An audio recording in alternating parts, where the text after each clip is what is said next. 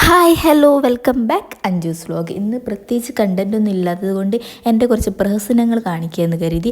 അപ്പോൾ ഇന്ന് വർക്കിന് പോകുന്ന ഒരു ചെറിയൊരു ഗെറ്റ് റെഡി വിത്ത് മീ ആട്ടോ ഞാൻ ചെയ്യുന്നത്.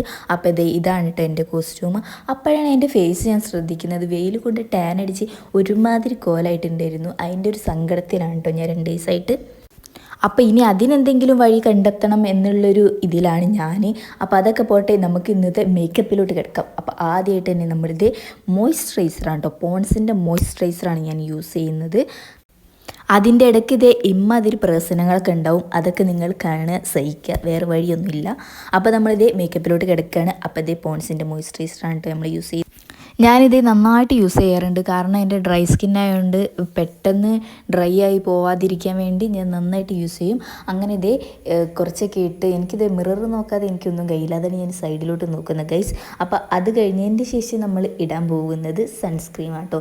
ഞാൻ ഇവിടെ ഡോക്ടർ ഷീത്തിൻ്റെ സൺസ്ക്രീമാണ് ഇടുന്നത്. നല്ല സൺസ്ക്രീമാണ്.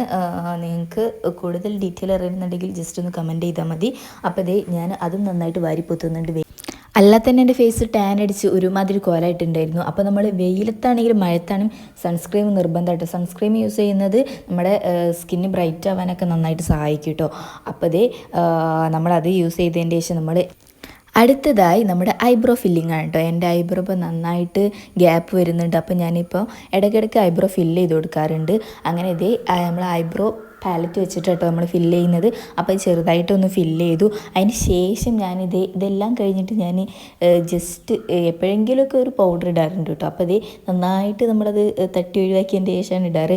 പിന്നെ എന്തിനാണ് ഇടുന്നതെന്ന് നിങ്ങൾ ആലോചിക്കുന്നുണ്ടാവും. ഇതൊരു ജസ്റ്റ് സാറ്റിസ്ഫാക്ഷന് വേണ്ടിയാണ് ഗൈസ് ഇടുന്നത്.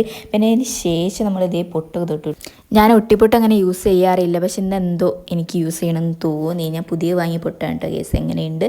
അപ്പോൾ പൊട്ടൊക്കെ ഇട്ട് പിന്നെ ലാസ്റ്റായിട്ട് നമ്മുടെ മെയിൻ പാർട്ടായ ലിപ്സ്റ്റിക്ക് ഇല്ലാതെ നമ്മൾ പുറത്തേക്ക് ഇറങ്ങാൻ പാടില്ല. ഇതൊന്നും ചെയ്തിട്ടില്ലെങ്കിൽ ലിപ്സ്റ്റിക്ക് മസ്റ്റാണ്. എന്നെ സംബന്ധിച്ചിടത്തോളം ഞാൻ വലിയൊരു ലിപ്സ്റ്റിക് ഫാനാണ് ഗൈസ്.